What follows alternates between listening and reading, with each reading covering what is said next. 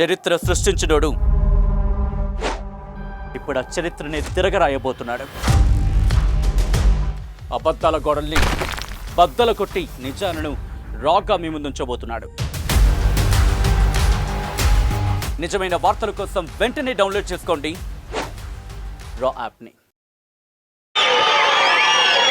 అందరికీ నమస్కారం.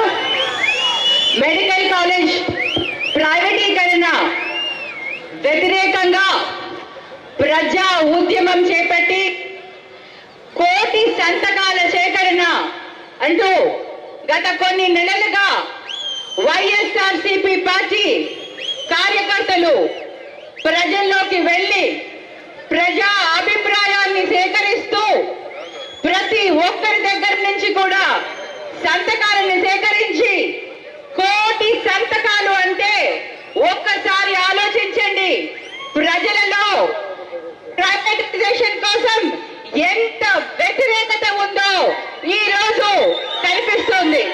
మరి రాష్ట్రం మొత్తం కూడా ఈ పీపీపీ మోడల్ కి ఏదైతే వ్యతిరేకత చూపిస్తున్నా కూడా కూటమి ప్రభుత్వం మొండితనంతో ప్రజల గురించి ఆలోచించకుండా విద్య వైద్యను నిర్వీర్యం చేస్తూ ఆరోగ్యశ్రీని పూర్తిగా నిర్వీర్యం చేస్తూ పేద ప్రజలను పట్టించుకోకుండా రాష్ట్రంలో ఎవరికి కూడా వ్యవసాయం కానివ్వండి, విద్య కానివ్వండి, మరి వైద్యం కానివ్వండి, ఏవైతే మన అధ్యక్షులు శ్రీ వైఎస్ జగన్మోహన్ రెడ్డి గారు ప్రాధాన్యత ఇచ్చారో ఆ మూడు అంశాలని కూటమి ప్రభుత్వం మొత్తానికి నిర్వీర్యం చేస్తూ మరి ఏదో పరిపాలన అందిస్తున్నామంటూ మాటలు చెప్తూ మీడియా బలంతో కేవలం ప్రజల్ని భ్రమ పెట్టేందుకు ప్రయత్నిస్తుంది. మరి ప్రజలు అమాయకులు కాదు, ప్రజలందరూ తెలుసుకున్నారు.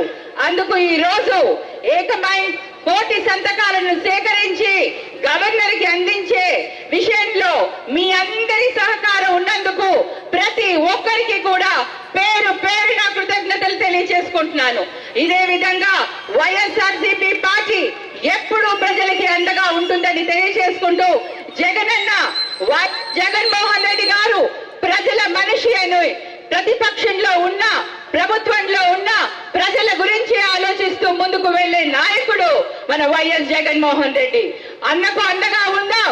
ప్రతి ప్రజా ఉద్యమాన్ని మనం సక్సెస్ చేసుకుంటూ కూటమి ప్రభుత్వానికి గుణపాఠం తెలియజేసేలాగా మనందరం కూడా ముందుకు కదిలినందుకు.